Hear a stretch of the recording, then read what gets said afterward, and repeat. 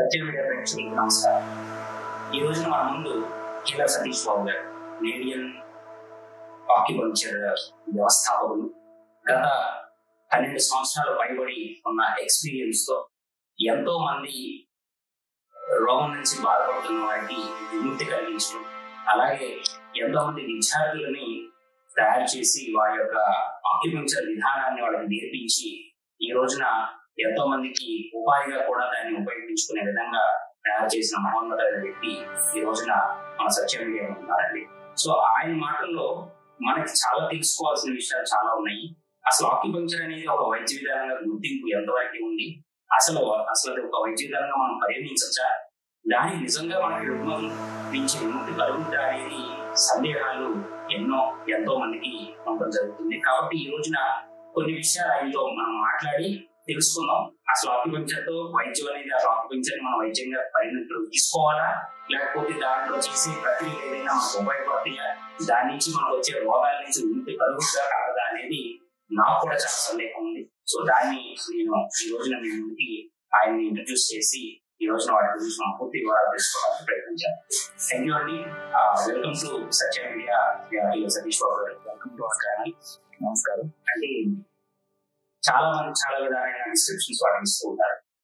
మీ యొక్క అండర్స్టాండింగ్ ని బట్టి ఒక మనిషి ఆరోగ్యంగా ఉన్నారు అని చెప్పడానికి దేని మనం పరిగణిస్తాం? అందరికీ నమస్కారం అండి. ఆరోగ్యం అనే కాన్సెప్ట్ లో ఒక్కొక్కళ్ళు ఒక్కొక్క నిర్వచనం చెప్తూ ఉంటారు. రోగం లేకుండా ఉండటం అంటారు, లేకపోతే శరీరంలో ఏ ఇబ్బంది లేకుండా సరిగ్గా వేసి సర్జరీ సరిగ్గా జరిగినట్టు సరిగ్గా పట్టడం అని ఒక్కొక్కరు చెప్తూ ఉంటారు. ఇలా ఒక్కొక్క వ్యక్తి దగ్గర ఆరోగ్యానికి ఒక్కొక్క డెఫినేషన్ ఉంటది. ఫర్ ఎగ్జాంపుల్, ఒక మోకాళ్ళ నొప్పి వ్యక్తిని అడిగాం అనుకోండి, మోకాళ్ళ నొప్పి లేకపోతే ఆరోగ్యంగానే ఉన్నామంటాడు. షుగర్ వ్యక్తిని అడిగాం అనుకోండి, షుగర్ లేకపోతే ఆరోగ్యంగానే ఉన్నామంటాడు.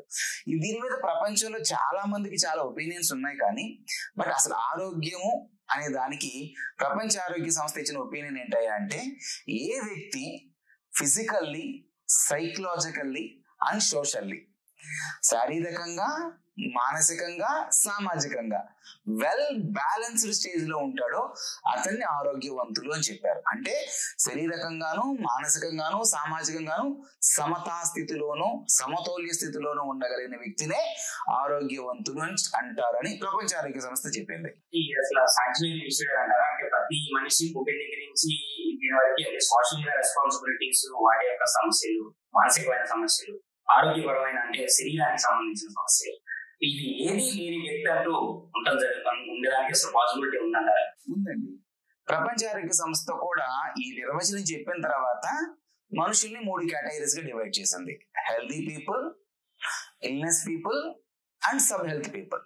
అంటే పూర్తి ఆరోగ్యవంతులు ఉన్న వాళ్ళు ప్రపంచ జనాభాలో 5% వరకు ఉన్నారు. ఇక అలా కాకుండా పూర్తి అనారోగ్యవంతులైపోయి ఆరోగ్యం అనేది లేకుండా ఉన్న వాళ్ళు 15% ఉన్నారు. మిగతా 80% మంది ప్రజలు సబ్ హెల్త్ స్టేజ్ లో ఉన్నారు. అంటే వాళ్ళు ఆరోగ్యవంతులా అంటే క్వశ్చన్ మార్క్, పోనీ అనారోగ్యవంతులు అన్నా కూడా క్వశ్చన్ మార్క్.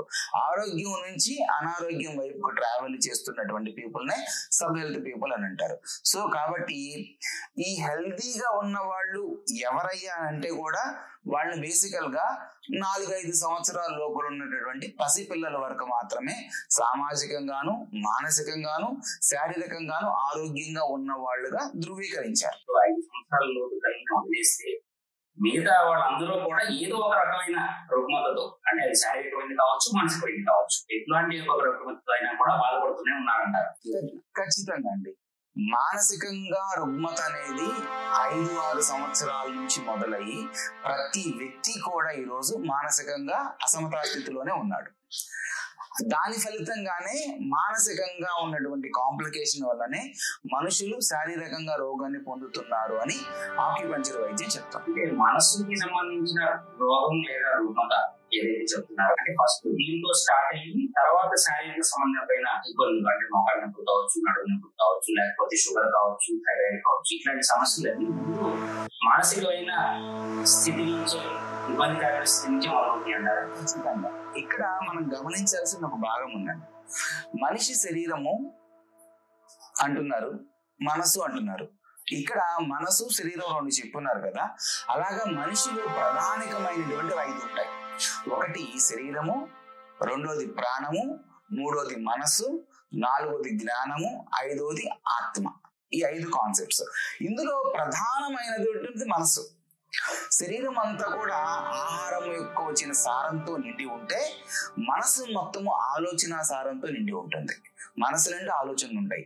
మన ఆలోచన విధానాల వల్లనే మనకు అనారోగ్యం వస్తుంది అనేటటువంటి విధానాన్ని సుస్పష్టంగా ఆక్యుపంక్చర్ తెలియజేసింది. ఆక్యుపంక్చర్ అనే వైద్య విధానం మానసిక స్థితి మీద పనిచేస్తుంది. ఖచ్చితంగా పనిచేస్తుంది. మానసిక స్థితి మీద కూడా పనిచేస్తుంది, శారీరక స్థితి మీద కూడా పనిచేస్తుంది. ఇప్పుడు మనసు, శరీరము ఈ రెండింటిని కలుపుతూ ఉంచే ఒక ఎడిసివ్ లాంటిది మన శరీరంలో ఒకటి ఉందండి. దాని పేరే ప్రాణము. ఈ ప్రాణము అనేది ఒక వైటల్ ఫోర్స్, ఒక ఎనర్జీ. ఈ రోజున్న అలోపతిక్ టెర్మినాలజీలో కావచ్చు దాన్ని వైటల్ ఫోర్స్ అంటారు. పూర్వ ప్రాచీన కాలంలోని భారతీయులు దాని ప్రాణాన్ని చేతన అంటారు.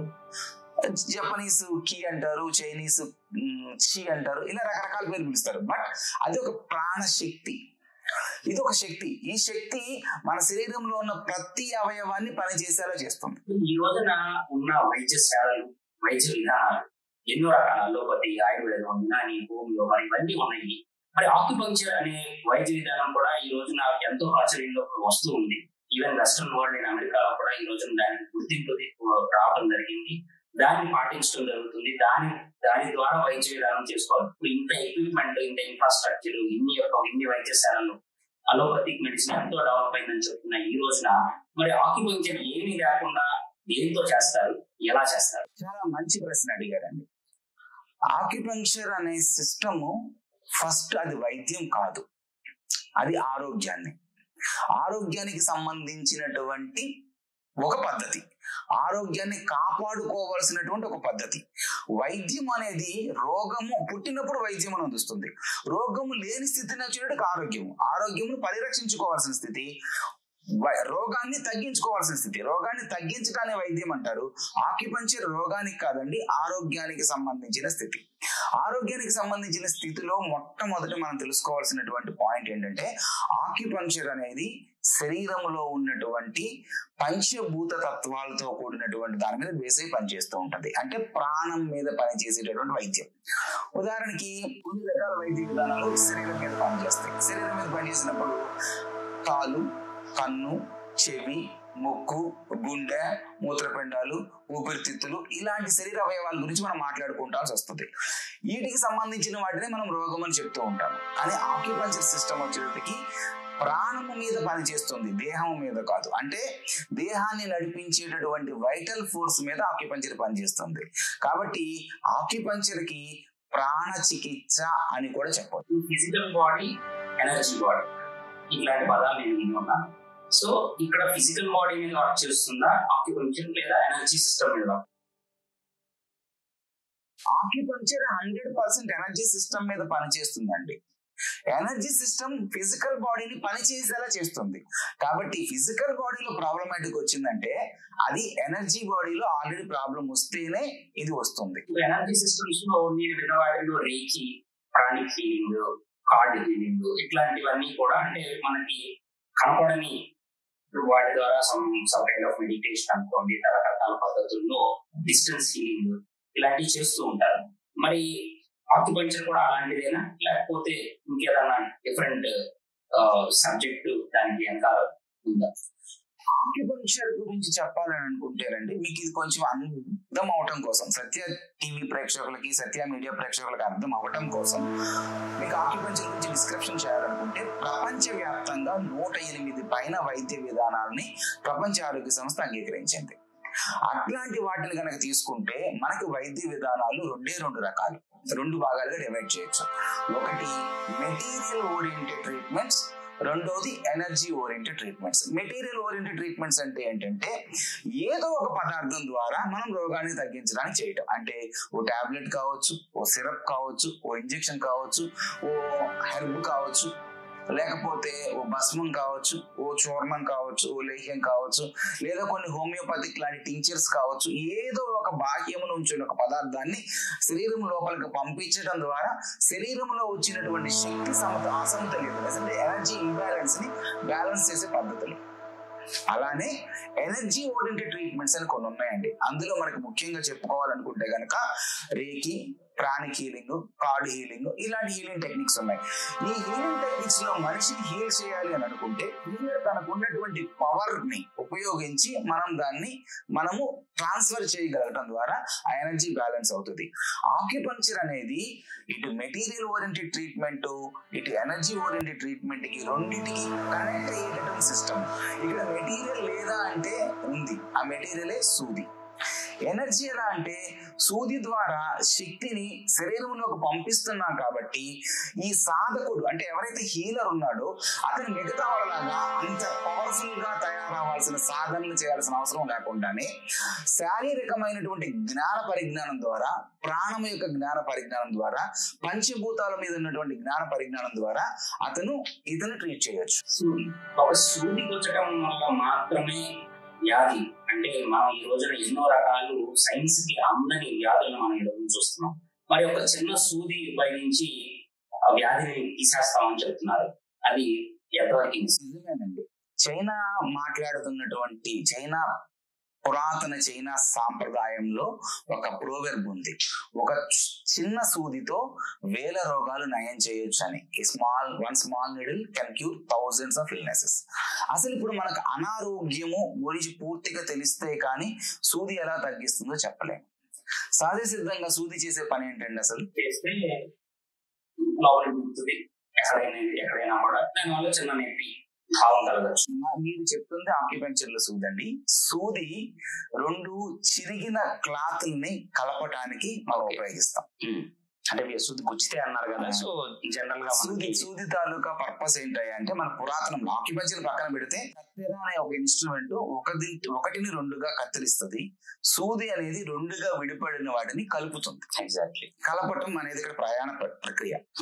ఇక్కడ కూడా సేమ్ 2 విడిపడిన క్లాత్ల్ని ఎలా అయితే సూది ద్వారా జత చేస్తామో ఆక్యుపంక్చర్ లో కూడా సూదిని ప్రిక్ చేయడం ద్వారా శరీరాన్ని ప్రకృతికి కలుపుతామండి. ఇప్పుడు ఆ సూదిలో ఏదైనా మందు వాడటం అనేది ఏమైనా జరుగుతుంటుందా? ఆ సూది మనలోనూ ఎక్కడన్నా మందులో వచ్చి సూది వేయటం ఇలాంటివి ఏదైనా? చాలా కాలం పాటు రోగం అంటే మెడిసిన్, రోగం అంటే ఏదో ఒకటి శరీరంలో పంపించాలనే భావన ఉండటం వల్ల మీరందరూ కూడా సూదికి మందు ఉంటుందా అని అనుకుంటున్నారు, కానీ మందు శరీరంలోనే ఉంటదండి. సూదిలో ఏ మందు ఉండదు. ఒకవేళ సూదిలో గనక మందు ఉంటే సేమ్ మెడికల్ షాప్స్ లోనో లేకపోతే ఆయుర్వేదికి సంబంధించినంత వరకు ఉన్నట్లుగా పదార్థాలు కనుక విభాగంగా ఉన్నట్టుగా బీపీ సూదులు, షుగర్ సూదులు, నొప్పుల సూదులు, అలాంటి సూదులు వేరువేరుగా ఉంటాయి.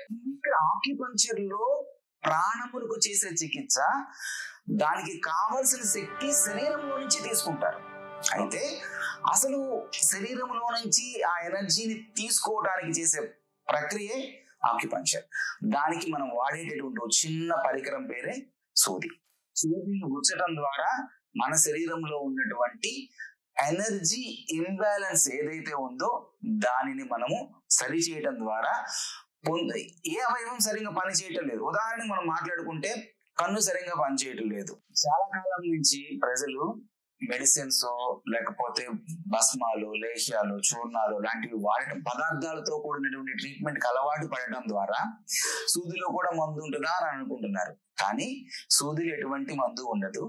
మన శరీరంలో ఉన్నటువంటి ఆక్యు పాయింట్ ని ఏదైతే పాయింట్ ఉంటుందో ఆ పాయింట్ అంటే శరీరానికి ప్రకృతికి మధ్య అనుసంధానం చేసే పాయింట్. అది ఎలా అయితే మన ఇంటి లోపల తలుపు మన ఇంటిని వీధికి అనుసంధానం చేస్తుంది, కనెక్టివిటీ, అలాగే మన శరీరంలో కూడా ఎనర్జీని బ్యాలెన్స్ చేయడం కోసం కొన్ని పాయింట్స్ ఏర్పాటు చేయబడ్డాయి. ఆ పాయింట్ కనుక బ్లాక్ అవటం వల్లనే మన బాడీలో ఇంబ్యాలెన్స్ క్రియేట్ అవుతుంది. ఎనర్జీలో ఇంబ్యాలెన్స్ రావటం వలన ఆర్గానికి వెళ్ళే ఎనర్జీ ఎక్కువ అవటం కానీ తక్కువ అవటం కానీ జరిగింది. ఈ ఆర్గానికి వెళ్ళే ఎనర్జీ ఎక్కువ అవటం లేదా తక్కువ అవడం జరిగినప్పుడు తత్ఫలితంగా ఆర్గాన్ ఎక్సెసివ్ ఫంక్షన్ చేయొచ్చు లేదా డెఫిషియన్సీ ఫంక్షన్ జరగవచ్చు. దాని ఫలితంగా మనకి ఆ యొక్క అలాంటి ఫంక్షన్ దీర్ఘకాలికం పాటు నడుస్తూ వెళ్ళటం వల్ల కొన్ని సంవత్సరాలకి మనం ఒక వ్యాధినిగా గుర్తిస్తాం ఆ యొక్క అసౌకర్యాన్ని బట్టి. ఎప్పుడైతే మనం నీడల్ని ప్రిక్ చేస్తామో దెన్ ఆటోమేటికల్ గా ఎనర్జీ ఫ్లో ఓపెన్ అయిపోయి ఆ బ్యాలెన్స్ క్రియేట్ అవుతుంది శరీరంలో. ప్రకృతికి పర్సన్ కి అనుసంధానం చేయటమే ఆక్యుపంక్చర్ చికిత్సలో ప్రధానమైన భాగం.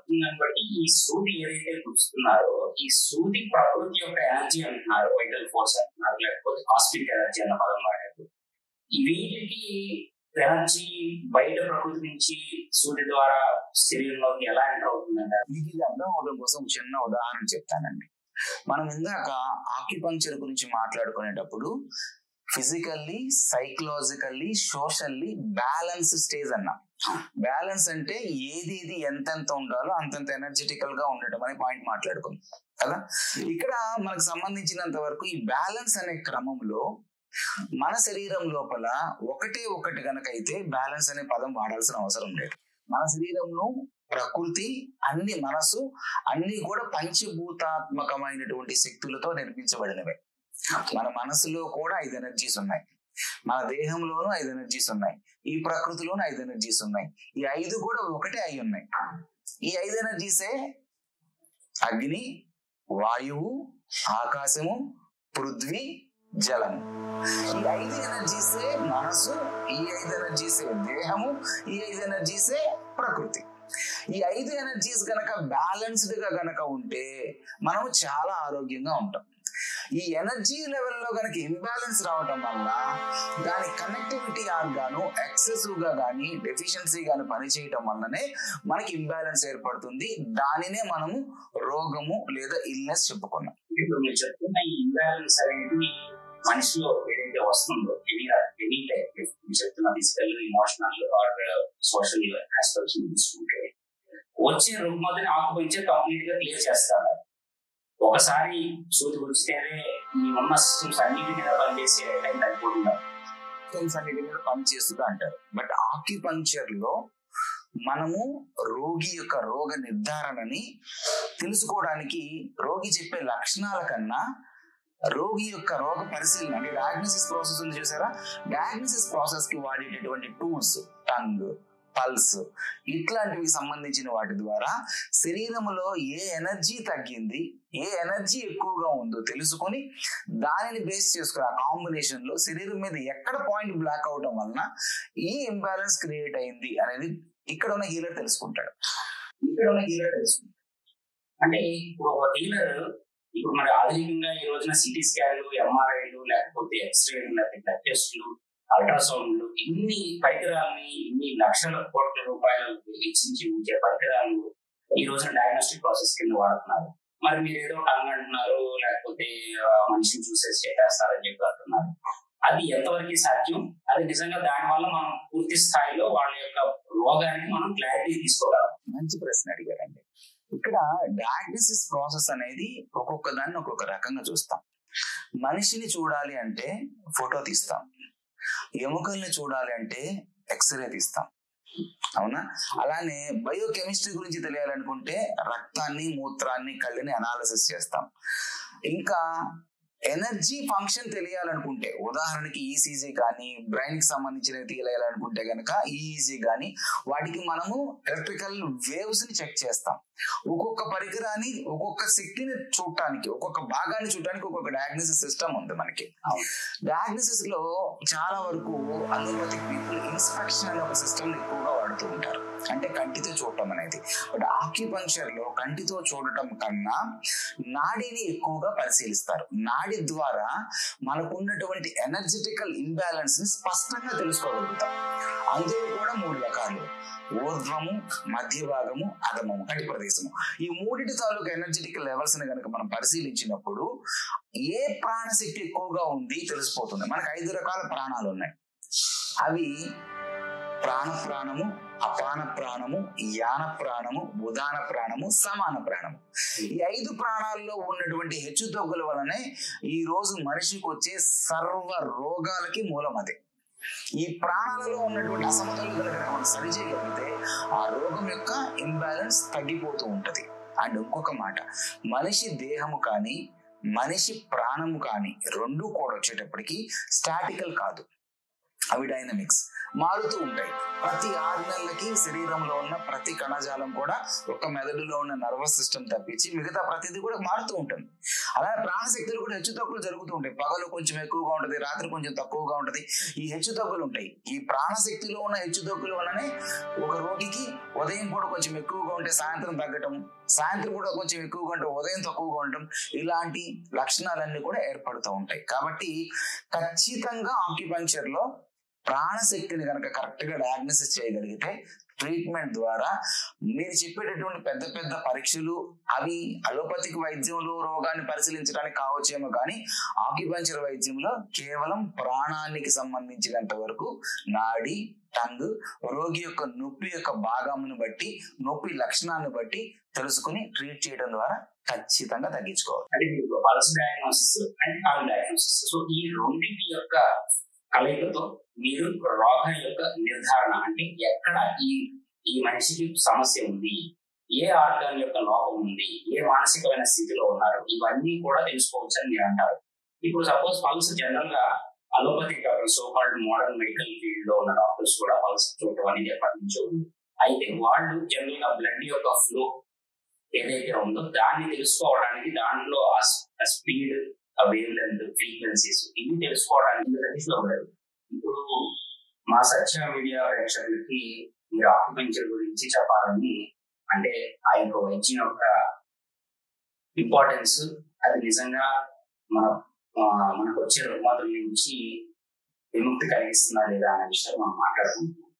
అయితే పల్స్ డయాగ్నోసిస్ అనే పదం వాడారు. పల్స్ డయాగ్నోసిస్, టర్మ్ డయాగ్నోసిస్ అంటే డయాగ్నోస్టిక్ ప్రొసీజర్స్ లో మనం రెగ్యులర్ గా చూసే అల్ట్రాసౌండ్ స్కాన్లు, బ్లడ్ కెమిస్ట్రీలో చూసే బ్లడ్ టెస్ట్లు, యూరిన్ టెస్ట్లు ఇవన్నీ లేకుండా కేవలం టంగ్ ని చూసి అలాగే పల్స్ ని చూసి చెప్తున్నారు. అయితే పల్స్ చూడటం అనేది ప్రాచీన కాలం నుంచి ఉంది. దాంట్లో నాకు తెలిసిన బట్టి బ్లడ్ ఫ్లో ఎలా ఉంది, దాని యొక్క ఫ్రీక్వెన్సీ, ఇంటెన్సిటీస్ బట్టి రోగాన్ని తెలుసుకోవడం అనేది మోడర్న్ మెడికల్ సైన్స్ లో కూడా ఉంది. ఈ రోజున అంటే స్టెథోస్కోప్ లేకపోతే ఇట్లాంటివన్నీ, ఈ యొక్క డయాగ్నోస్టిక్ ప్రొసీజర్స్ అన్ని కూడా చాలా రకాలుగా కొన్ని కోట్ల విలువతో కూడి రీసెర్చ్ ఓరియంటెడ్ అని చెప్తాను వస్తున్నాయి. కానీ బట్ పల్స్ చూడటం అనేది ఎప్పటి నుంచో ప్రాచీన కాలం నుంచి ఉంది. అయితే ఆ పల్స్ కి మీరు చెప్తున్న పల్స్ కి, అంటే ఆక్యుపంక్చరిస్ట్ చూసే పల్స్ కి అదన వేరియేషన్ అంటారా, లేకపోతే అది ఇది ఒకటేనా, దాన్ని బట్టి మీరు తెలుసుకుంటారు? వేరియేషన్ ఉంటుందండి. ఆక్యుపంక్చర్ లో చూసే పల్స్ శరీరం మీద మనము ఇక్కడ నుంచి పట్టుకున్న 3 పాయింట్స్ లో మనం ఆర్గాన్ పల్స్ అని చూస్తాము. ఆర్గాన్ పల్స్ లో చూసినప్పుడు అక్కడ వచ్చే పల్స్ యొక్క బల ఎంత ఫోర్స్ గా కొడుతుంది, ఎంత వేగంగా కొడుతుంది, అండ్ రిథమిక్ ప్యాటర్న్ ఎలా ఉంది, ఈ మూడిటిని చెక్ చేసి ఆ ఆర్గాన్ కి వెళ్ళేటటువంటి ఎనర్జీ ఎక్కువగా ఉందా తక్కువగా ఉందా. మెయిన్ ఇక్కడ ఎనర్జీ మీదే కాన్సెప్ట్ ఉంటది. ఉదాహరణకి ఎక్సెసివ్ ఎనర్జీ వెళ్ళినప్పుడు ఆర్గాన్ కొంచెం ఎక్సెసివ్ గా వర్క్ చేస్తుంది, తక్కువ ఎనర్జీ వెళ్ళినప్పుడు ఆర్గాన్ డెఫిషియన్సీగా పనిచేస్తుంది. దీన్ని నాడిని బేస్ చేసుకుని ప్రధానంగా ఉన్నటువంటి 12 ఆర్గాన్స్ అండి. ఆక్యుపంక్చర్ లో ప్రధానంగా 12 ఆర్గాన్స్. ఆ 12 ఆర్గాన్స్ ని వైటల్ ఆర్గాన్స్ అని పిలుస్తాం. అవి lung, liver, kidney, spleen, heart. అలానే మనకు వచ్చేటప్పటికి యాంగ్ ఆర్గాన్స్ అని large intestine, small intestine, triple warmer, gall bladder, urinary bladder. ఈ 12 ఆర్గాన్స్ కు సంబంధించినంత వరకు పల్స్ మనం ఇక్కడ తెలుసుకుని ఆ ఆర్గాన్స్ యొక్క ఫంక్షన్ ఏ విధంగా ఉందో తెలుసుకుంటున్నాం. అంటే మీరు చెప్తుంది ఏంటంటే ఇప్పుడు మీరు చెప్తారు అన్ని ఆర్గాన్స్ యొక్క పనితీరు ఎలా జరుగుతుంది అనేది, అది యొక్క ఫంక్షన్ ఎలా ఉంది అనేది మనం జస్ట్ ఈ పల్స్ చూసి చెప్పవచ్చు. అంటే ఇప్పుడు మీరు ఈ వైద్య విధానాన్ని ఏదైతే బోధిస్తూ ఉంటారో విద్యార్థులకి, సో ఇవన్నీ కూడా మీరు కులంకుశంగా వాళ్ళకి అవకాశం పడితే ఖచ్చితంగా మేము తెలియపరుస్తామండి. ఎక్కువ ప్రాక్టీస్ చేసే కొంది వాళ్ళు దానిలో నైపుణ్యత సాధించగలుగుతారు. అలానే ఆక్యుపంక్చర్ ఆర్గాన్ దగ్గర ఆగిపోదండి. ఆర్గాన్ పని చేసే తీరుని బేస్ చేసుకుని దాని నుంచి మళ్ళీ ఎనర్జీస్ లోకి వెళ్తాం. మన శరీరం పంచభూత తత్వం మీద పనిచేస్తుంది. అగ్ని ప్రకోపించినప్పుడు ఏ విధంగా ఉంటుంది, తక్కువగా ఉన్నప్పుడు ఏ విధంగా ఉంటుంది. అలానే వాయువు, అలానే ఆకాశము, అలానే జలము, అలానే పృథ్వీ. ఇలా పంచభూత తత్వాల ఎనర్జీస్ ని బేస్ చేసుకునే ఇంటర్నల్ ఆర్గాన్స్ పనిచేస్తూ ఉంటాయి.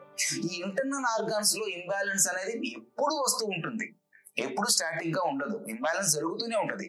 ఈ ఇంబ్యాలెన్స్ ని బ్యాలెన్స్ చేసుకోవడం కోసం శరీరము తయారు చేసుకునే క్రమంలోనే ఏర్పడేటప్పుడే శక్తి ప్రసార మార్గాలు అంటారు, దాన్ని మెరిడియన్స్ అంటారు. ఆ మెరిడియన్స్ అనేవి మన శరీరం అంతటా కూడా బాహ్యంగా వ్యాపించి ఉంటాయి. ఆ మెరిడియన్స్ గుండా శక్తి ప్రవహిస్తూ ఉంటది. ఈ శక్తి ప్రవహించేటప్పుడు ఆ శక్తికి సంబంధించినంత వరకు కొన్ని బిందువులు ఉంటాయి, వాటిని శక్తి బిందువులు అంటాము లేదా మెరిడియన్ పాయింట్స్ అంటాం. అక్కడ ఏ ఎలిమెంట్ ఎనర్జీ అయినా ఎక్సెస్ అయినప్పుడు ఆ పాయింట్ నుంచి యూనివర్స్ లోకి బై డిఫాల్ట్ ఎలిమినేట్ అవుతుంది. డెఫిషియన్సీ అయినప్పుడు యూనివర్స్ లో నుంచి బై డిఫాల్ట్ రిసీవ్ చేసుకుంటుంది. ఈ మెకానిజం ఉండటం వల్లనే పసిపిల్లల దగ్గర నుంచి వయసు వచ్చే వాళ్ళ వరకు, ముసలి వాళ్ళ వరకు కూడా వాళ్ళ హెల్త్ ని బ్యాలెన్స్ చేసుకోగలుగుతున్నారు న్యాచురల్ గా. కొన్ని సందర్భాల్లో మన శరీరం లోపల ఈ ఎనర్జీ పాయింట్స్ బ్లాక్ అయిపోతాయి. ఎనర్జీ పాయింట్స్ బ్లాక్ అయినప్పుడు ఆ ఇంబ్యాలెన్స్ అనేది క్లియర్ అవ్వదు. ఇప్పుడు మీరు చేసే ఈ ఆక్యుపంక్చర్ ట్రీట్మెంట్ పుట్టిన వాళ్ళ దగ్గర నుంచి పెద్ద వయసు ఉన్న వాళ్ళ ఎవరైనా చేయొచ్చు. పుట్టిన బేబీ, డే 1 బేబీ దగ్గర నుంచి చేయొచ్చు. ఎవ్రీబడి అండి, చిన్న పిల్లవాడి దగ్గర నుంచి పండు ముసలి వరకు మన శరీరంలో ఉండేది 5 ఎలిమెంట్స్. ఈ 5 ఎలిమెంట్స్ యొక్క స్థితిలో ఇంబ్యాలెన్స్ రావటం వల్లనే మనకు రుగ్మతలు ఏర్పడతాయి. ఉదాహరణకి మీకు చెప్తాను, అగ్నితత్వము మన శరీరంలో హృదయాన్ని, చిన్న ప్రేగులకి సంబంధించింది. వాయుతత్వం మన శరీరంలో ఊపిరితిత్తులకి, పెద్ద ప్రేగులకు సంబంధించింది. భూతత్వం మన శరీరంలో జీర్ణాశయానికి, ప్లీహానికి సంబంధించింది. జలతత్వం అనేది మూత్రపిండాలకి, యూరినరీ బ్లాడర్ కి సంబంధించింది. ఆకాశతత్వం అనేది లివర్ కి మరియు గాల్ బ్లాడర్ కి సంబంధించింది. ఏ తత్వంలో ఇంబ్యాలెన్స్ అయితే ఖచ్చితంగా దాని కనెక్టివిటీ అంటే అవుటర్ ఆర్గాన్స్, దాని తర్వాత effective body parts, connecting body parts, ఇలా మన శరీరంలో దానికి ఇంబ్యాలెన్స్ దాని మీదనే సూచిస్తుంది. మనం ఏమనుకుంటాము, ఉదాహరణకి మోకాలు నొప్పి వచ్చింది, మోకాల్లో నొప్పి అని అనుకుంటాము. బట్ అది మోకాలు కాదు, బాడీలో ఉన్నటువంటి జలతత్వంలో ఇంబ్యాలెన్స్ రావడం వల్లనే మనకు మోకాలు నొప్పి వస్తుంది. ఇప్పుడు మీరు చెప్తున్న ఈ విధానాలన్నీ కూడా చైనీస్ ట్రెడిషనల్ మెడిసిన్ కింద చెప్తూ ఉంటారు. సో చైనా నుంచి ఇది మనం తెలుసుకొని మనం ప్రాక్టీస్ చేస్తున్నాం లేదా ప్రపంచం మొత్తం కూడా చైనా యొక్క వైద్య విధానం ఈ ప్రకారమే జరుగుతుంది, చైనీస్ ట్రెడిషనల్ మెడిసిన్ కింద ఆక్యుపంక్చర్ ని కన్సిడర్ చేస్తుంది. సో ఇప్పుడు ప్రతిదీ కూడా మీరు చెప్పే ప్రతిదీ అంటే లోపల ఉన్న ఆర్గాన్స్, ఈ 5 ఎలిమెంట్స్ లేకపోతే పంచభూతాలు, వీటికి సంబంధించిన ఆ యొక్క రిలేషన్షిప్ ఏదైతే ఉందో ఇదంతా కూడా ఒక రీసెర్చ్ జరిగి ఇటువంటి విధానం వచ్చిందంటారు. రీసెర్చ్ అనే కాన్సెప్ట్ లోకి వెళ్తానండి. ఈ వైద్యం ఎక్కడిది ఫస్ట్ పాయింట్ లో కనుక వస్తే, ఈ వైద్యము చైనాదా, జపాన్దా, అమెరికాదా, ఇండియాదా అనే కాన్సెప్ట్ లో తీసుకునేటట్టయితే భారతదేశంలోను, శ్రీలంకలోను, చైనాలోను, అమెరికాలోను చాలా దేశాల్లో కూడా ఈ వైద్యాన్ని వాడినట్లు మన చారిత్రక ఆధారాలు చూపిస్తున్నాయి. అయితే అసలు ఈ బేసిస్ ఆఫ్ ఈ వైద్యానికి సంబంధించినంత వరకు అన్ని దేశాల్లో ఉన్నా కూడా చైనీయులు మాత్రం దీన్ని చాలా జాగ్రత్తగా భద్రపరుచుకున్నారు. ఎక్కడ దాకా ఈ వైద్యం వెళ్ళిందా అంటే చైనాలో ప్రతి ఇంటిలో కూడా ఒక జస్ట్ నీడిల్ కిట్ అనేది ప్రతి ఇంటిలోనే ఉంటుంది. ఆ పిల్లవాడికి ఒంట్లో బాగపోతే ఆ తల్లి తనంతటి తను ఆ పాయింట్ ని యాక్టివేట్ చేసే అంతగా దీన్ని వాళ్ళు కాపాడుకున్నారు. ఎటువంటి మెడిసిన్స్ తెచ్చుకునే పని లేదు, ఎటువంటి హెర్బ్స్ తెచ్చుకునే పని లేదు. జస్ట్ శరీరంలో ఒక చిన్న పాయింట్ దగ్గర నీడలు వేస్తే చాలు అతని రికవరీ అవుతున్నాడనే కాన్సెప్ట్ లో చైనీయులు కాపాడుకున్నారు. చైనా దేశం లోపల 1200 సంవత్సరంలో క్రీస్తు పూర్వం అక్కడ ఎల్లో రివర్ అనేటటువంటి ఒక ప్రదేశంలో హూయాంగ్ ది అనేటటువంటి ఒక రాజుకి అతని యొక్క మినిస్టర్ అయినటువంటి చీపో, సంవట్ ప్రొనౌన్స్ చీబో అంటూ ఉంటారు, ఆయనకి మధ్య డిస్కషన్ మొత్తాన్ని కూడా చైనా వాళ్ళు గ్రంథస్థం చేశారు. ఆ గ్రంథాన్ని the yellow emperor classic of internal medicine అని ఇంగ్లీష్ పేరుతోనూ, హూయాంగ్ ది నైజింగ్ అనేటటువంటి చైనా పేరుతోనూ ఆ స్క్రిప్ట్స్ ఉన్నాయి. ఆ స్క్రిప్టే ఆక్యుపంక్చర్ కి బైబిల్. నేను విన్నాను చైనాలో కొన్ని సర్జరీస్ కూడా మనకి ఇక్కడ ఇస్తున్న అనస్థీషియా అనేది ఏదైతే ఉంటుందో అనస్థెటిక్ మెడిసిన్ ఇవ్వకుండానే అక్కడ ఓన్లీ ఆక్యుపంక్చర్ చేసి ఆ రోగి కంప్లీట్ గా సర్జరీ, ఎట్లాంటి సర్జరీ అయినా కూడా ఓన్లీ ఆక్యుపంక్చర్ అంటే అనస్థీషియా వదులు, అనస్థెటిక్ డ్రగ్ ఇచ్చే వదులు ఓన్లీ ఆక్యుపంక్చర్ చేసేసి స్ట్రైట్ అవే డైరెక్ట్ గా పేషెంట్ కి సర్జరీ చేస్తారని కూడా నేను చేయొచ్చు. సో ఇంత ఇదిగా జరుగుతున్నాయి వైద్యం. అట్లాగే ఆక్యుప్రెషర్ అంటారు, రెండు ఒకటేనా, రెండు డిఫరెంట్? ఆక్యుప్రెషర్ కి ఆక్యుపంక్చర్ కి తేడా ఏంటి? ఆక్యుప్రెషర్ ఆక్యుపంక్చర్ రెండు వేరు వేరేనండి. ఆక్యుప్రెషర్ అనేది చాలా మంది ఈ రోజుల్లో నొక్కితే ప్రెషర్, గుచ్చితే పంక్చర్ అని చెప్తున్నారు. అది రాంగ్. ఆక్యుప్రెషర్ అంటే మనము సున్నితంగా మసాజ్ చేయడం ద్వారా శరీరంలో ఉన్న అవయవాల్ని యాక్టివేట్ చేసే ప్రక్రియని ఆక్యుప్రెషర్ అంటారు. దానికి బేసికల్ గా మనం రిఫ్లెక్సాలజీ అని చెప్పేసి ఈ అరిచేతులు, అరిపాదాల్లో మన శరీరంలో ఉన్న ప్రతి అవయవం యొక్క end points, connecting representation points ఇక్కడ ఉంటాయి. వీటిని స్టిమ్యులేట్ చేయడం ద్వారా, ఈ విధంగా స్టిమ్యులేట్ చేయడం ద్వారా మనం రోగాన్ని తగ్గించుకునే ప్రక్రియని ఆక్యుప్రెషర్ అంటారు. ఆక్యుపంక్చర్ అంటే బేసికల్ గా మెరిడియానాలజీలోకి వెళ్తుంది. మన శరీరం వచ్చేటప్పటికి సిమెట్రీ అంటే ఈ భాగము, ఈ భాగం, ఈ రెండు సిమెట్రీస్. ఈ భాగంలో ఒక 12 మెరిడియన్స్, ఈ భాగంలో 12 మెరిడియన్స్. మెరిడియన్ అంటే శక్తి ప్రసార మార్గం.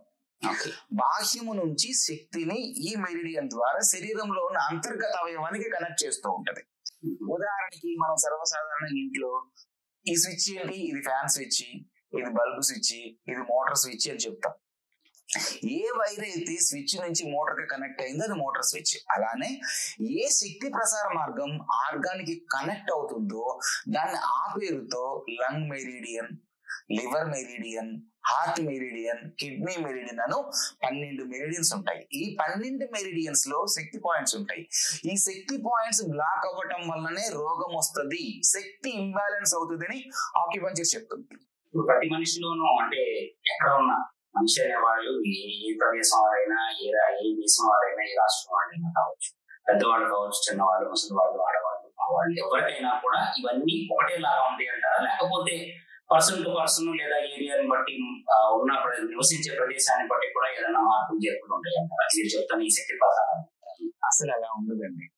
ప్రతి మనిషికి కూడా, మనిషి అనే వాళ్ళు ఎవరికైనా సరే ఈ 12 అవయవాలు, 12 శక్తి ప్రసార మార్గాలు రెండు వైపులా వాటిని అనుసంధానం చేస్తే డియు అండ్ రెన్ 2 మెరిడియన్స్, వాటి మీద ఉన్న పాయింట్స్ అంటార్కిటికా దగ్గర నుంచి ఆఫ్రికా వరకు ఉన్నటువంటి అన్ని ఖండాల్లో ఉన్న సర్వ మానవాళికి ఇదే ప్రసారంగా ఉంటుంది.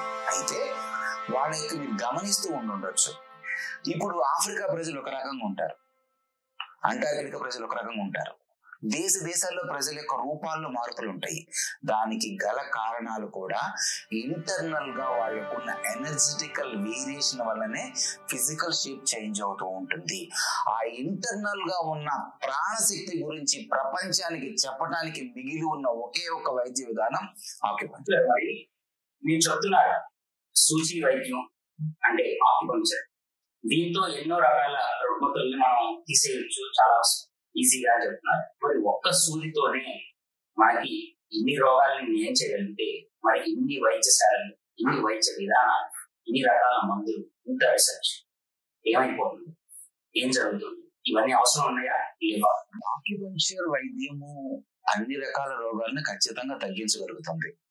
అయితే ఇన్ని రకాల వైద్య విధానాలు, ఇన్ని రకాల వైద్యశాలలు, ఇన్ని రకాల మెడిసిన్స్ ఆక్యుపంక్చర్ ఉన్నప్పుడు ఆయన అవసరమా మీరు అడుగుతున్నారు కదా. అయితే ఇక్కడ 2 రకాల పద్ధతులు ఉన్నాయండి. ప్రివెన్షన్, క్యూర్, మేనేజ్మెంట్, 3 రకాల పద్ధతులు ఉన్నాయి. ప్రివెన్షన్ చేసేటప్పుడు చేసే తరీకా రోగం రాకముందు నుంచి జాగ్రత్త పరుచుకోవడం ఉంటుంది. మేనేజ్మెంట్ చేసేటప్పుడు రోగం వచ్చిన తర్వాత రోగం వలన కలిగేటటువంటి అసౌకర్యం, ఇబ్బందిని తగ్గించడం ఉంటుంది. అండ్ క్యూరేటివ్ ప్రొసీజర్, ఆ యొక్క ప్రాబ్లం నుంచి అతనికి చికిత్స చేయడం జరుగుతుంది. ఇక్కడ శరీరానికి చేసే వైద్యం, ప్రాణానికి చేసే వైద్యం మరలా వేరువేరుగా ఉంటాయి. ఈ రోజు ఎమర్జెన్సీ మెడిసిన్స్ కు వాడుతున్నటువంటి అలోపతి అత్యవసరమైనదే. ఎక్కడైనా యాక్సిడెంట్ జరిగినప్పుడు, లేదా ఏదైనా ఫ్రాక్చర్ జరిగినప్పుడు, లేదా ట్రామా జరిగినప్పుడు అప్పుడు ఆక్యుపంక్చర్ పనిచేయదు. ఆ ఏరియాలో ఖచ్చితంగా మీరు దీన్ని వాడవలసిందే. కానీ ఆక్యుపంక్చర్ చికిత్స ఎటువంటిదయ్యా అంటే, మనం కొన్నిటికి అలోపతిక్ పీపుల్ కూడా మేము మేనేజ్ చేయడం తప్పించి క్యూర్ చేయలేము అనేటటువంటి సందర్భాలు ఎక్కడైతే ఉన్నాయో అక్కడికి, లేదు ఇన్ని వైద్య విధానాలు ఉన్నప్పుడు కూడా మనిషి మనసుని ట్రీట్ చేసేటటువంటి సిస్టమ్ ఎక్కడా లేదండి. మనిషి ప్రవర్తనని, మనసుని ట్రీట్ చేసే విధానం ఎక్కడా లేదు. రెండోది ఇప్పుడు ఇన్ని వైద్యశాలలు, ఇన్ని వైద్య విధానాలు, ఇన్ని మెడిసిన్స్ వచ్చినాయి కదా, మనిషికి రోగం వస్తే తగ్గించడమో మేనేజ్ చేయడమో చేయగలుగుతున్నాం కానీ రోగం రాకుండా చేయగలుగుతున్నామా? లేదు. ఎందుకు చేయలేకపోతున్నామా అంటే రోగము అనేది శరీరంలో పుట్టదు, అది మనసులో పుడుతుంది. అది బయటకు వచ్చినప్పుడు రోగము ప్రాణశక్తి లెవెల్లో అంటే ప్రాణము లెవెల్లో అది అసమతుల్యత, ఇంబ్యాలెన్స్. అదే మానసిక లెవెల్లో వచ్చేటప్పటికి అది ఒక మనకి సంబంధించిన నేచర్, ఒక బిహేవియర్, ఒక ఎమోషన్. మనసులో ఎమోషన్, ప్రాణంలో వచ్చేటికి అసమతుల్యత, శరీరంలోకి వచ్చేటప్పటికి రోగంగా మారుతూ ఉంటుంది. కాబట్టి వీళ్ళందరూ ఒక పద్ధతిని ఇంకొంచెము అంటూ చేసుకుంటూ వెళుతూ ఉన్నారు తప్పించి ఎక్కడికి వెళ్ళినా కూడా కొన్ని వేల వైద్య కళాశాలలు ఉన్నా, కొన్ని లక్షల హాస్పిటల్స్ ఉన్నా కానీ వైద్యం చేస్తున్నది మాత్రం మనిషికి రోగానికి, రోగ లక్షణాలకే. రోగ మూల కారణాన్ని ఇంకా వాళ్ళు ట్రేస్ అవుట్ చేయాలనుకుంటే ఆరోగ్యానికి ప్రధానంగా తీసుకుంటుంది శరీరాన్ని తప్పించి ప్రాణ లెవెల్కి వాళ్ళు వెళ్ళలేకపోతున్నారు. ప్రాణ లెవెల్కి వెళ్ళలేనప్పుడు మనసు లెవెల్కి వెళ్ళడం అనేది ఇంకా కష్టం.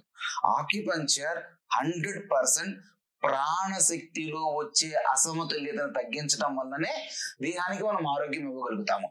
ఉదాహరణకి శరీరం కట్ అయిపోయింది, బ్లీడ్ అవుతుంది, ఎముకలు ఫ్రాక్చర్ అయిపోయినాయి, లేకపోతే కంప్లీట్ గా స్పైన్ వర్టిబ్రల్ కాలంలో తేడా వచ్చింది, ఇట్లాంటి వాటికి ఖచ్చితంగా మీరు మోడర్న్ మెడిసిన్స్ కి వెళ్ళవచ్చు. అక్కడ సింటమాటికల్ తగ్గిన తర్వాత రూట్ కాజ్ ని కనుక ఐడెంటిఫికేషన్ చేసుకున్నప్పుడు మనం ఆక్యుపంక్చర్ లోకి వెళ్ళొచ్చు. మరొక మాట, ఇప్పుడు ఒక వ్యక్తి ఒక వ్యాపారం చేశాడు, ఓ 10 లక్షల రూపాయలు నష్టం వచ్చింది. అప్పుడు వెంటనే 10 లక్షల రూపాయలు బయట నుంచి తీసుకొచ్చి వ్యాపారంలో పెడతాడా? ఎందుకు నాకు నష్టం వచ్చింది అని అనాలిసిస్ చేసుకుంటారా? అనాలిసిస్ చేసుకున్న తర్వాతనే వ్యాపారం మళ్ళీ డబ్బు పెడతారు. కానీ ఒక మనిషికి తనకి రోగము, రుగ్మత రాగానే ఎందుకు వచ్చిందని ఆలోచించకుండా వైద్యం వైపు పరుగులు పెడుతున్నాడు. అంటే సైకలాజికల్ గా తన అనారోగ్యం రావడానికి అతను అంగీకరిస్తున్నాడు బేసికల్ గా. అలా కాకుండా నాకు ఎందుకు ఈ ప్రాబ్లం వచ్చింది, నాకెందుకు గ్యాస్ట్రిక్ వచ్చింది, నాకెందుకు బీపీ వచ్చింది, నాకెందుకు ఇది వచ్చిందని ప్రశ్నించినప్పుడు అతనికి కాజ్ కనపడుతుంది. ఆ కాజిటివ్ ఫ్యాక్టర్ తగ్గించుకోవడానికి ఆక్యుపంక్చర్ ని మించినటువంటి మరొక వైద్యము లేదు. That is the basic point. ఈ రోజున ఒక పిల్లు వేసుకుంటే ఇల్నెస్ అంతా పోతుంది, మనకున్న ఇబ్బంది తగ్గిపోతుంది. ఇబ్బంది పడము, ఫర్ ఎగ్జాంపుల్ బీపీ వచ్చింది, షుగర్ వచ్చింది, థైరాయిడ్ వచ్చింది, లేకపోతే గ్యాస్ట్రిక్ ప్రాబ్లం వచ్చింది, ప్రతి దానికి ఒక మందు బిల్లు. ఈ రోజున మనం చూస్తూ ఉంటాం, ఒక్కొక్క కేస్ షీట్లు చూసినప్పుడు 10-15 రకాల మందులు రోజుకి వేసుకుంటున్నారండి. ఆహారం ఎంత తింటున్నామో తెలియదు కానీ మందులు మాత్రం ఖచ్చితంగా వేసుకోవాల్సిందే, వేసుకోకపోతే మీకు ఇబ్బంది వస్తుంది అనే మాట వినపడుతుంది. కానీ ఈ ఇబ్బంది రాకుండా ఉండటానికి ఏం చేయాలి, వచ్చిన దాన్ని పూర్తిగా ఎలా తీసేయాలి అనేది ఎవరో ఆలోచించే పరిస్థితులు మనం లేవనిపిస్తుంది. మీరు చెప్తుంది కానీ ఆక్యుపంక్చర్ చేస్తే మూలాలని సైతం కంప్లీట్ గా తీసేయచ్చు అని మీరు చెప్తున్నారు. మరి లైఫ్ స్టైల్ డిసీజెస్ గా చెప్పుకుంటున్న డయాబెటీస్, హైపోటెన్షన్, థైరాయిడ్ లాంటి ఇష్యూస్, ఇట్లాంటి వాటికి కూడా ఆక్యుపంక్చర్ లో మీరు అంటున్న క్యూర్ ఏదైతే ఉన్నది ఉందంటారు? ఖచ్చితంగా ఉందండి. ఆక్యుపంక్చర్ అనేది మేనేజ్మెంట్ అసలు చెయ్యదు. ఆక్యుపంక్చర్ లో మేనేజ్మెంట్ లేదు, క్యూర్నే. అయితే మనకి సంబంధించినంత వరకు దీర్ఘకాలికంగా లైఫ్ స్టైల్ చేంజ్ అవ్వడం వల్ల వచ్చేటటువంటి షుగర్ కావచ్చు, బీపీ కావచ్చు, ఆస్తమా కావచ్చు, ఇట్లాంటి కాంప్లికేషన్స్ అన్నిటికీ కూడా ప్రాణశక్తిలో వచ్చే అసమతుల్యత. మనకి ఆక్యుపంక్చర్ సైన్స్ ప్రకారము శరీరానికి 2 పనులు ఉన్నాయండి. ఒకటి అబ్జార్ప్షన్, అనదర్ వన్ ఎలిమినేషన్. లేదనుకుంటే దానికి సంబంధించినంత వరకు ఎసిమ్యులేషన్, ఎలిమినేషన్ అని 2 పద్ధతులు ఉన్నాయి. మనందరం కూడా ఉష్ణ రక్తపు జీవులం కాబట్టి ఎసిమ్యులేషన్ అంతా ఉదయం జరిగితే ఎలిమినేషన్ అంతా నిద్రపోయే సమయంలో జరుగుతుంది.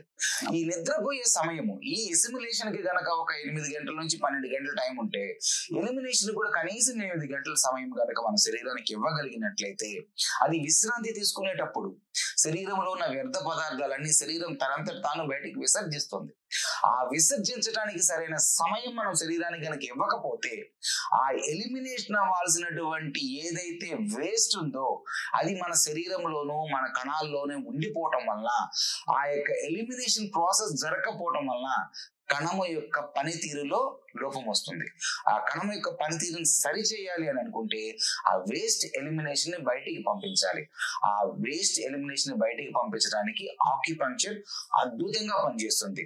కాబట్టి దీర్ఘకాలికంగా వచ్చేటటువంటి షుగరు, బీపీస్, మైగ్రేన్ ఇట్లాంటి అన్ని జబ్బులు కూడా ఆక్యుపంక్చర్ లో ఖచ్చితంగా తగ్గిపోతాయి. అందులో 1% కూడా డౌట్ లేదు. అయితే ఎలా తగ్గుతాయా అంటే దానికి సంబంధించినంత వరకు కంటిన్యూషన్ ట్రీట్మెంట్ ప్రాసెస్ తీసుకుంటూ, చెప్పిన ప్రకారం ఆహారం తీసుకుంటూ, చెప్పిన ప్రకారం విశ్రాంతి తీసుకుంటూ గనక ఉండగలిగితే మొట్టమొదట ఆక్యుపంక్చర్ ట్రీట్మెంట్ తీసుకుంటే అతని యొక్క ఆలోచన పద్ధతిలో మార్పు వస్తుందండి. అది మీరు గమనించాలి. ఎందుకంటే 5 ఎలిమెంట్స్ మైక్రో లెవెల్లో ఇంబ్యాలెన్స్ అయినప్పుడు మనసు మీద, మ్యాక్రో లెవెల్లో ఇంబ్యాలెన్స్ అయినప్పుడు శరీరం మీద పడతాయి. కాబట్టి ప్రతి వ్యక్తి కూడా 90 to 95% వరకు సైకలాజికల్ ఇంబ్యాలెన్సెస్ తోనే ఉంటున్నారు. కాబట్టి ఈ రోజుల్లో ఆ యొక్క ప్రెషర్ ని, స్ట్రెస్ ని కనుక మనం తగ్గించగలిగితే ఎటువంటి దీర్ఘకాలిక రుగ్మత రాకుండా మనము ఆరోగ్యంగా ఉండవచ్చు.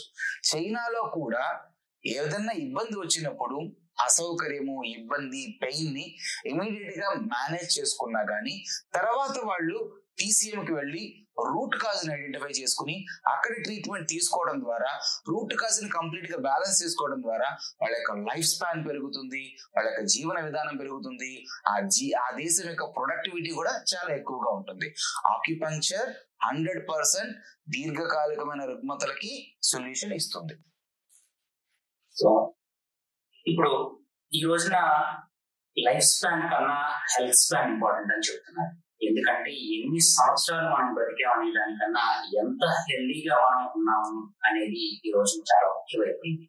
ఎందుకంటే 70 ఏళ్ళు బతికారా, 80 ఏళ్ళు బతికారా అనే దానికన్నా ఎటువంటి రుగ్మత లేకుండా చక్కగా ఆరోగ్యవంతంగా సంతోషంగా ఉండి జీవనాన్ని గడుపుతూ ఒక్కసారిగా కాలం తనువు విడిచడం అనేది చాలా గొప్ప విషయం. ఈ రోజున అలాంటి సిచ్యువేషన్ మనకు ఉందా లేదా అనేది ఈ రోజున తెలియకుండా సడన్ గా వచ్చే సమస్యలు చాలానే ఉన్నాయి. అయితే ఇవాళ సతీష్ బాబు గారు చెప్తున్నట్టు మరి ఏ ప్రాబ్లం కైనా కూడా మనం ఆక్యుపంక్చర్ చేయొచ్చు. బయట ఉన్న ఎన్విరాన్మెంట్ నుంచి తీసుకునే ఎనర్జీ ద్వారా మనకి ఈ యొక్క ఆక్యుపంక్చర్ అనేది వర్క్ చేస్తుంది. ఈ సూచి వైద్యం ద్వారా మనం ఎట్లాంటి రోగమైనా తీసేయచ్చు అంటున్నారు. మరి బయట యొక్క ఎనర్జీ తీసుకుంటున్నప్పుడు ఇంకా మనం తినాల్సిన ఆహారంతో పనుందంటారా? తినకపోయినా చాలు ఆక్యుపంక్చర్ ఒకటి చేసేసుకుంటా ఉంటే సరిపోతుందంటారా? మీ ఆర్గ్యుమెంట్ కరెక్టేనండి. అయితే శరీరంలో 2 రకాలైనటువంటి ఎనర్జీ నీడ్స్ ఉంటాయి. ఆహారం ద్వారా మనం శరీరానికి పోషణకి సంబంధించినంత వరకు మ్యాక్రో న్యూట్రిషన్స్ ఇస్తున్నాం. కానీ వైద్యంలో వచ్చేది ఇంబ్యాలెన్స్ ని సరిచేయటమే. ఇంబ్యాలెన్స్ సరి చేసేటప్పుడు వెరీ మైన్యూట్ అండ్ మైక్రో లెవెల్లోనే ఎనర్జీ వేరియేషన్స్ వస్తాయి.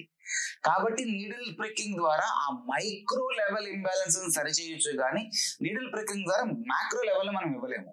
కాబట్టి మన శరీరంలో కణాలు, కణజాలాలు, వాటి పోషణకి, మన ఎదుగుదలకి, మన యాక్టివిటీస్ చేయడానికి మనకు ఖచ్చితంగా ఆహారం కావాల్సిందే.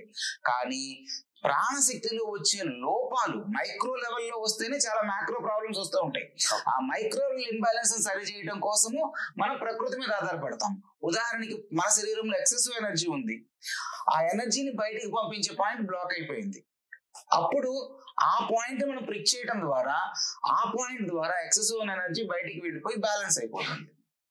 లేదు డెఫిషియన్సీ ఉంది, అక్కడ పాయింట్ ప్రిక్ చేయడం ద్వారా ఆ నీడిల్ ద్వారా ఎనర్జీ లోపలికి వెళ్ళిపోయి బ్యాలెన్స్ చేస్తుంది. అలా మైక్రో లెవెల్లో వచ్చే ఎనర్జెటికల్ ఇంబ్యాలెన్సెస్ కు మాత్రమే ఇది ఉపయోగపడుతుంది. ఉదాహరణకి టాబ్లెట్స్ లో ఉండేటటువంటివి కానీ, హెర్బ్స్ లో ఉండేటటువంటివి కానీ అన్నిట్లో కూడా ఉండేది ఎనర్జీనే. అది మ్యాక్రో లెవెల్లో కనుక తీసుకుంటే, ఒక ఔషధాన్ని మ్యాక్రో లెవెల్లో తీసుకుంటే ఆహారం అవుతుంది. ఆహారాన్ని మైక్రో లెవెల్లో కనుక బాడీకి అందిస్తే అది ఔషధం అవుతుంది. అలా మైన్యూట్ ఎనర్జీస్ ని మనం నీడిల్ ద్వారా శరీరానికి అందించడం ద్వారా ఆక్యుపంక్చర్ ద్వారా చికిత్స చేయగలుగుతాం. ఇప్పుడు మీరు ఆక్యుపంక్చర్ చేస్తాము, ఎన్నిసార్లు చేయాలి, ఎన్ని రోజులు చేయాలి, ఎన్ని నెలలు చేయాలి? ఇప్పుడు బీపీకి, షుగర్ కి ఎస్పెషల్లీ జనరల్ గా ఇట్లాంటివి ఒకసారి వస్తే ఇక మీరు లైఫ్ టైం తనువు చాలించే వరకు కూడా ఇవి వాడాల్సిందే అని చెప్తారు. ఖచ్చితంగా పొద్దున్నే పరగడుపుని వేసుకోవాల్సిన మందులు వేసుకోవాలి. థైరాయిడ్ లాంటివి వస్తే తర్వాత బీపీ షుగర్ లాంటివి వస్తే రోజుకి 2 రకాలు 3 రకాలు మందులు కాంబినేషన్స్ తో ఎవరైనా వచ్చేది. అందులో ఇంకా సివియర్ గా ఉంటే ఇంజెక్షన్స్ కూడా చేసుకోవాల్సిన పరిస్థితి. అది కూడా ఒకసారి మొదలు పెడితే ఈ రోజు డాక్టర్ గారిని ఎవరైనా కలిసి అడిగినప్పుడు ఒక డయాబెటాలజిస్ట్ లేకపోతే ఒక జనరల్ ఫిజిషియన్ ఎస్పెషల్లీ ఇలాంటి కండిషన్స్ చూసేవాళ్ళు అయితే ఇంకా మీరు ఇది వాడుతూ ఉండాల్సిందేనమ్మా, దీన్ని ఆపడానికి అవకాశం లేదు, ఆపేసామనడానికి లేదు, మనసు వచ్చింది అంటే అది పూర్తిగా వాడాల్సిందే అని చెప్తారు. మరి ఆక్యుపంక్చర్ లో ఇలాగా ఇది కూడా అప్పుడప్పుడు చేసుకుంటూ ఉండడం లేకపోతే కంటిన్యూస్ గా చేసుకుంటూ ఉండడం అనేది ఏమన్నా ఉంటుందా, లేకపోతే కొన్నాళ్ళు 1 నెల 2 నెలలు 6 నెలలు ఫాలోఅప్ చేస్తే మీతో తర్వాత తగ్గిపోతుంది, ఇంకా అవసరం ఉండదు, మందు వేసుకోవాల్సిన అవసరం లేని వైద్యంగా మీరు దీన్ని ప్రమోట్ చేస్తున్నారా? ఖచ్చితంగా చేయొచ్చు అండి. అయితే సంవత్సరాల తడబడి అనారోగ్యంతో ఉండి వాళ్ళకి ఎట్ ఏ టైం చేయగానే వాళ్ళకి ఎట్ ఏ టైం రిజల్ట్స్ రాకపోవచ్చు. కానీ మీరు అలోపతిక్ సిస్టమ్ లో దానికి డయాబెటిక్ అని, బీపీ అని, ఆర్థరైటిస్ అని పేర్లు పెట్టున్నారు. కానీ ఆక్యుపంక్చర్ లో ఆర్గాన్స్ కాదు, మనం చెక్ చేసేది ఎనర్జీసే. ఇప్పుడు మీరు ఏదైతే బీపీ అని అంటున్నారో ఆక్యుపంక్చర్ లో దాని పేరు బీపీ కాదు, సమ్ ఎలిమెంట్ యొక్క imbalance. Okay, maybe water element imbalance అవ్వచ్చు, లేదా కిడ్నీ ఇన్ ఎక్సెస్ అవ్వ ఉండొచ్చు, లేదా కిడ్నీ ఇన్ డెఫిషియన్సీ అయి ఉండొచ్చు. అట్లా మనం న్యూమరికల్ చేస్తాం, అలా మనం పిలుస్తాం దాన్ని. ఆ పాయింట్ లోకి వచ్చినప్పుడు ఆ యొక్క ఎనర్జెటికల్ వేరియేషన్ ఏ స్థాయిలో ఉందో దాన్ని బ్యాలెన్స్ చేసుకుని మనం నీడిల్ ప్రిక్ చేస్తాం. నీడిల్ ప్రిక్ చేసినప్పుడు ఎనర్జీ శరీరం లోపలికి ఫ్లో అవ్వడం ద్వారా తనంతటి తను రికవరీ అవుతుంది. కాబట్టి ఉదయాన్నే టాబ్లెట్ వేసుకోవాలి, మధ్యాహ్నం టాబ్లెట్ వేసుకోవాలి అనే సిస్టమ్ లేకుండా ఒక ప్రిక్ చేసిన తర్వాత ఒక 5 days, ఒక 7 days, 3 days, 1 month పాటు వరకు మరలా నెక్స్ట్ ప్రికింగ్ అవసరం ఉండదు. ఎందుకని ప్రికింగ్ అంటే ఏం చేస్తున్నాము, క్లోజ్ అయిపోయినటువంటి పాయింట్ ని ఓపెన్ చేయడమే కదా ప్రికింగ్. సో ఓపెన్ చేసిన తర్వాత మళ్ళీ అంటే అది క్లోజ్ అవ్వదు. అది క్లోజ్ అవడానికి మేబీ ఒక 1 week 15 days మరలా టైం పడుతుంది. ఆ క్లోజ్ అయినప్పుడు మరలా తిరిగి ఓపెన్ చేసి ఆ ఎనర్జీని ఫ్లో అయ్యేలా చేయగలిగితే ఆ రోగం యొక్క లక్షణాల నుంచి మనం చాలా తేలిగ్గా బయటపడవచ్చు. ఇప్పుడు మీరు చెప్పినట్టు ఆ 1 or 2 weeks ట్రీట్మెంట్ తీసుకున్న తర్వాత పద్ధతిలో ఇప్పుడు బ్లడ్ టెస్ట్ ఏమైనా ఉన్నాయో, for example random blood sugar కావచ్చు, లేకపోతే తినక ముందు తిన్న తర్వాత మనం తీసుకునే లెవెల్స్ కావచ్చు, లేదా HbA1c కావచ్చు, 3 months ఒకసారి యావరేజ్ తెలుసుకోవడానికి. సో ఇలాంటి పారామీటర్స్ ఏమైతే ఉన్నాయో వీటిని ఇవి చేంజ్ అయ్యే అవకాశం కూడా ఉందంట. యాక్చువల్ గా బాడీకి వచ్చే రీడింగ్స్ ని కనుక మనం చెక్ చేస్తే, నా దగ్గరకు వచ్చిన ఒక చిన్న కేసు తాలూకా డిఫరెన్స్ మీకు ఇప్పుడు జస్ట్ ఉదాహరణలు చెప్తాను. ఒక వ్యక్తి అతి జాగ్రత్త పరుడు, తను ఈ ఆక్యూటచ్ లాంటి సమ్ షుగర్ చెక్ చేసే ఒక ఇన్స్ట్రుమెంట్ ద్వారా ఈ వేలికి ఒక్కొక్క వేలికి తీసుకుంటే ఈ రీడింగ్స్ అన్ని 10 రీడింగ్స్ వచ్చినాయండి. సో రీడింగ్స్ ఆల్వేస్ యాక్యురేట్ గా ఒకటే రీడింగ్ రాదు, ఇట్ షుడ్ బి చేంజ్ అవుతూ ఉంటది. ఆక్యుపంక్చర్ రీడింగ్స్ కన్నా ఎక్కువగా అతనికి ఒక రోగము లేదా ఒక రుగ్మత వల్ల వచ్చేటటువంటి ఇంపాక్ట్స్ ఉంటాయి చూసారు. బీపీ రాగానే ఒకవైపు నొప్పి రావటము, నెక్ దగ్గర పైన అనిపించటము, రైలింగ్ సెన్సేషన్ రావడం లాంటి సిమ్టమ్స్ కానీ, ఎక్సెసివ్ పాల్పిటేషన్ లాంటి సిమ్టమ్స్ కానీ, లేదా షుగర్ వచ్చిన పేషెంట్స్ కి వచ్చేటటువంటి అతి మూత్ర వ్యాధి కానీ, అరికాళ్ళు అరిచేతుల్లో మంటలు కానీ, లేదనుకుంటే ఇంకా తనకు వచ్చేటటువంటి ఎక్సెసివ్ థ్రస్ట్, పాలియూరియా, పాలిహైడ్రేషన్, ఇట్లాంటి కాంప్లికేషన్స్ ఏవైతే ఉన్నాయో రోగ లక్షణాలు, షుగర్ పెరిగింది అని రోగి తనంతట తాను తెలుసుకునే లక్షణాలు, day by day weight degenerate అయిపోవటం, ఇట్లాంటి లక్షణాలు ఏవైతే ఉన్నాయో వాటి నుంచి ఫస్ట్ అతను రికవరీ అవుతాడు. ఓకే, రీడింగ్స్ కూడా తగ్గొచ్చు, మేబీ ఒక్కొక్క రోజు పెరగొచ్చు.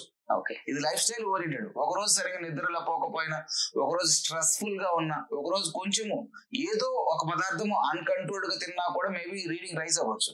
అది ఇంపార్టెంట్ కాదు. మెయిన్ థింగ్ అతనికి నేను ఒక పేషెంట్ అనే భావన నుంచి తను బయటపడగలుగుతాడు. మొట్టమొదటి పాయింట్, ఆక్యుపంక్చర్ తీసుకుంటే రోగము గురించిన భయము చాలా వరకు రోగికి తగ్గిపోతుంది. అది అంతవరకు 100% మానసికంగా చాలా ధైర్యంగా ఉంటాడు రోగి ఆక్యుపంక్చర్ ట్రీట్మెంట్ వల్ల. ఫిజికల్ బాడీ కాదు, ఎనర్జీ బాడీ ఏదైతే ఉందో దాని మీద వీటి యొక్క ప్రభావం ఉంటుంది. కాబట్టి కంప్లీట్ గా మనిషి యొక్క పూర్తి స్థాయి ఆరోగ్యాన్ని మనం రికవర్ చేయొచ్చు అని అంటారు ఆక్యుపంక్చర్. మరి ఇంత వైద్య విధానం ఉన్నప్పుడు దీనికి ఎందుకు అంత ప్రాచుర్యం రాలేదు? ఎందుకు మరి విరివిగా దీన్ని యూజ్ చేయలేకపోతున్నారు? స్టిల్ ఖర్చు లేనిది ఒక రకంగా, ఎందుకంటే టెస్ట్లకి ఈ రోజున చూస్తే డయాగ్నోస్టిక్ ప్రొసీజర్స్ వేల రూపాయలు ఖర్చుతో కూడుకున్న ప్రాసెస్ ఉంటుంది. ఒక టెస్ట్ చేయించాలన్నా, ఒక స్కాన్ చేయించాలన్నా ఏదైనా కూడా. మరి ఇవన్నీ లేకుండా స్ట్రైట్ అవే మీరు చెప్తున్న టైం డయాగ్నోసిస్ తోనో లేకపోతే పల్స్ డయాగ్నోసిస్ తోనో చేసి రోగికి జస్ట్ చిన్న సూది గుచ్చడంతోనే ఇన్ని రకాల వైద్యాలు, ఇన్ని రకాల రుగ్మతల్ని మనం తీసేయగలం అన్నప్పుడు మరి ఎందుకు దీనికి ప్రాచుర్యం ఎప్పుడో ఉన్నప్పటికీ కూడా ఇప్పటికీ కూడా ఇంకా స్టిల్ దాని యొక్క ఎఫెక్ట్స్ ఎందుకు కనబడట్లేదు, ఎందుకు తెలుసుకోలేకపోతున్నారు? రానున్న రోజుల్లో ఆక్యుపంచర్ చాలా విరివిగా ఇప్పుడున్న దానికన్నా ఇంకా పాపులారిటీ అవుతుందండి. గత కాలంలో పోల్చుకుంటే ఇప్పుడు ఆక్యుపంచర్ కి ఆదరణ, నమ్మకం పెరుగుతూనే వస్తుంది. ఎందుకు పబ్లిక్ అందరూ దీన్ని ఎక్కువగా ఫాలో అవ్వటం లేదు అంటే రీజన్ నమ్మకం. అంటే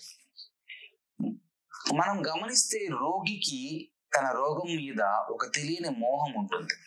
పెద్ద హాస్పిటల్కి వెళ్ళాను, పెద్ద పెద్ద డాక్టర్లు చూశారు, చాలాసేపు ట్రీట్మెంట్ చేశారు అని ఈ can feel it is as a డిగ్రీగా కూడా కొంతమంది చెప్పుకుంటూ ఉంటారు. అండ్ రెండోది, అంత పెద్ద క్లినిక్స్ కి వెళ్ళిన తర్వాత ఒక అతను వచ్చి నాడి పట్టుకుని సూదేస్తే తగ్గిపోయిద్ది అనేటువంటి భావనని రోగి తనంతట తాను అంగీకరించని పొజిషన్ లో ఈ రోజు ఉన్నాడు. బేసికల్ గా చెప్పుకోవాలనుకుంటే వైద్యము చాలా తేలికండి, చాలా సూక్ష్మమైనది. మీరు సూక్ష్మతరం చేసుకునే కొలది ఇంకా తేలిక అవుతుంది. మనకి ఆక్యుపంచర్ లో చిన్న ప్రిన్సిపల్ ఉందండి. దేహానికి సంబంధించినంత వరకు సర్జరీ, ప్రాణానికి సంబంధించినంత వరకు సూది, మనసుకు సంబంధించినంత వరకు మాట, ఆరాకు సంబంధించినంత వరకు చూపు, అండ్ ఆత్మకు సంబంధించినంత వరకు సంకల్పంతోనే వైద్యం చేయొచ్చు అని. ఇలా ఉండేటటువంటి పీపుల్ ను కూడా మనం గమనిస్తే కొంతమంది ప్లాసిబో ఇంపాక్ట్ ద్వారా కావచ్చు, లేకపోతే తన నమ్మినటువంటి డాక్టర్ దగ్గర కావచ్చు, రోగి చాలా తొందరగా రోగం తగ్గిందని భరోసా తీసుకుంటారు. ఇక్కడ ఈ రోజు ఆక్యుపంచర్ లో వాళ్ళకి రోగం తగ్గకపోవడానికి ప్రధానమైన రీజన్ ఆ వైద్యము నాకు తగ్గిస్తుంది అన్నటువంటి నమ్మకాన్ని రోగి పొందలేకపోవటం వల్లనే. ట్రస్ట్ లేకపోతే ఈ వైద్యం పనిచేయదు. ఎందుకు పనిచేయదు కూడా చెప్తారు. ఎందుకంటే రోగము శరీరంలో పుట్టదండి, రోగము మనసులో పుడుతుంది. మనసులో పుట్టి దాని ఇంపాక్ట్ ని శరీరం మీద చూపిస్తుంది. మనసులో పుట్టిన రోగం శరీరం మీద ఇంపాక్ట్ చేయడానికంటే మనసులో నువ్వు అంగీకరించగలిగితే ఆటోమేటిక్ గా అది తగ్గిపోయిందనే భావన నీకు క్రియేట్ అవుతుంది. సో నీకు మనసులోనే పెద్ద పెద్ద దాని దగ్గరికి వెళ్ళాము, అక్కడే తగ్గలేదు, ఇది తగ్గదు అని స్ట్రాంగ్ గా బలంగా మీరు కోరుకుంటే ఏ జబ్బు, ఏ రోగము ఒక్కనాటికి తగ్గదు. ఇంతెందుకండి, మనకి ఎన్నో రకాల టెక్నాలజీ ఇంప్రూవ్మెంట్ అయిందని చెప్తున్నారు. అద్భుతమైనటువంటి హార్ట్ పెట్టే ముందు కూడా చెప్తున్నారు. ఒక మనిషికి నొప్పి ఉందా లేదా అని కొలిచే మెజర్మెంట్ ఏమన్నా ఉందా? నాకు ఇక్కడ నొప్పి ఉంది అని చెప్పాను, డాక్టర్ ఇక్కడ నొప్పి లేదు టెస్ట్ చేసి ఇక్కడ నొప్పి లేదు అని చెప్పే ఎక్విప్మెంట్ ఏమి లేదు. రోగి చెప్పే మాటనే ప్రామాణికంగా తీసుకున్నాం. రోగి మాటే ప్రామాణికంగా అంటే రోగి ఆలోచనే ప్రామాణికం. ఇక్కడ తగ్గిద్ది అనే నమ్మకంతో వచ్చిన కొన్ని లక్షల మందికి ఆక్యుపంచర్ స్వస్థత చేసి వాళ్ళని ఆరోగ్యవంతులుగా మార్చింది. ఇక్కడ ఏం తగ్గిద్ది, ఇక్కడ ఎందుకు తగ్గిద్ది అనుకున్న వ్యక్తులకైతే తగ్గదు. ఇక్కడ తగ్గటం తగ్గకపోవటం హీలర్ యొక్క నైపుణ్యంతో పాటు రోగి యొక్క నమ్మకం మీద కూడా వేసాయి ఉంటుంది. అని మరొకటిది, ఈ దేశ రాజ వైద్యంలో అంటే ఈ దేశటువంటి గవర్నమెంట్ తాలూకా ప్రొసీజర్స్ లో ఈ వైద్యానికి పెద్దపీట ఇవ్వకపోవటం వలన కూడా ఒక విధంగా ఇది కొంతవరకు వెనకబడి ఉంది, అందుబాటులో లేదు, తెలియదు. సూదితో గుచ్చితే ఎలా తగ్గిద్ది అనే దానికి ఆన్సర్ తెలిస్తే గనక ఆక్యుపంచర్ అందరూ ఆదరిస్తారు. ప్రపంచ దేశాలన్నిటిలో కూడా ఈరోజు అత్యధికంగా ప్రాక్టీస్ చేస్తున్న వైద్యం అలోపతి అయితే సెకండ్ స్థానంలో ప్రపంచ దేశాల్లో అన్ని దేశాలు ఎక్కువగా ప్రాచుర్యం పొంది వైద్యం చేయబడుతున్నది రోగము వైద్యం ఆక్యుపంచర్. ప్రపంచ దేశాల్లో ఎక్కువ శాతం ప్రాక్టీస్ చేస్తుంది అలోపతి అయితే రెండవ ఎక్కువ శాతం ప్రాక్టీస్ చేయబడుతున్న ట్రీట్మెంట్ ఆక్యుపంచర్. ఎందుకంటే ఈ ట్రీట్మెంట్ కి external source of any medicine కానీ ఎనీ డ్రగ్ కానీ ఏదో అడవికి వెళ్ళి తీసుకురావాల్సినటువంటి హెర్బ్ కానీ అవసరం లేదు. రోగి దగ్గరే మెడిసిన్ ఉంది కాబట్టి అత్యంత తేలిక, అత్యంత సునాయాసంగా కూడా ఈ వైద్యం పనిచేస్తుంది. స్పేస్ షటిల్స్ కి వెళ్ళిన వాళ్ళకి, శూన్యంలో ఉండేటటువంటి ఆస్ట్రోనాట్స్ కి, వ్యోమగాములకి అక్కడ మిగతా వైద్యాలు ఏం చేయరండి.